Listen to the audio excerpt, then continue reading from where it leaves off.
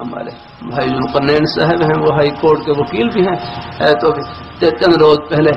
جامع مدنیہ میں تشریف لائے ہوئے، تو وہاں ہمارے حضرت مولانا سید محمود صاحب دام برکاتہ اللہ علیہ انہیں خدمت میں بیٹھے ہوئے، یہاں جمعے کے لیے تشریف لاتے رہتے ہیں، تو فرمانے لگے پہلے تو میں فوجداری کے کیس لے لیتا تھا، لیکن اب ذرا کچھ احتیاط کرتا ہوں۔ تو پھر حرمیہ صاحب دام برکاتہ اللہ علیہ فرمانے لگے کہ ہمارے والد صاحب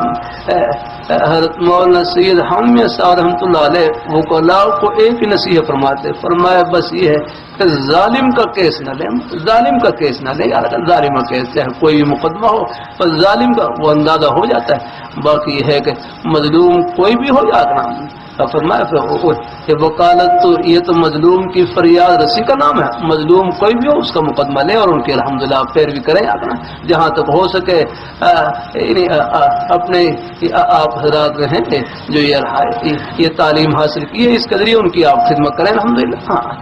یعنی ہر جگہ اللہ نے اپنے خوشی کے بہانے پھیلا رکھا تھا۔ ہاں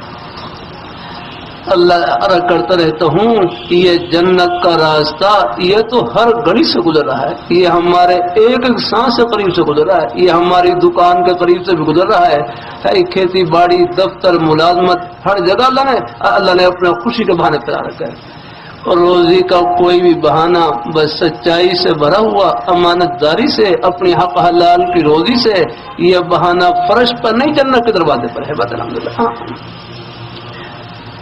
اللہ اپنی بارگاہ مقبول فرمایا، اللہ اپنی بارگاہ مقبول فرمایا، ظلم و زیادتی سے بھی بچنا چاہیے ہے، ہاں کسی پر کوئی ظلم زیادتی نہ ہو، بس یاد رکھنا ہوں، عرض کرتا رہتا ہوں آگے نا یہاں کے ظالم آخرت کے غریب ہیں، یہاں کے مظلوم آخرت کے امیر ہے، کوئی لے کر کہاں جا گیا، سب کچھ آخرت میں دینا پڑے گا۔ میرے حضرت جامع شفیع مجلس سے بیٹھا ہوا نام لے کر مخاطب کیا، فرمانے لگے حسن دنیا گزارے کی جگہ ہے، دال روٹی سے گزارا چل جائے گزارا کر لینا، آخرت میں اللہ سب ارمان پورے کریں گے، اللہ تعالیٰ سب کو اللہ رزق حلال وافر نصیب فرمائے، اللہ تعالیٰ برکتوں سے بھر دے، اللہ خوشیوں سے بھر دے۔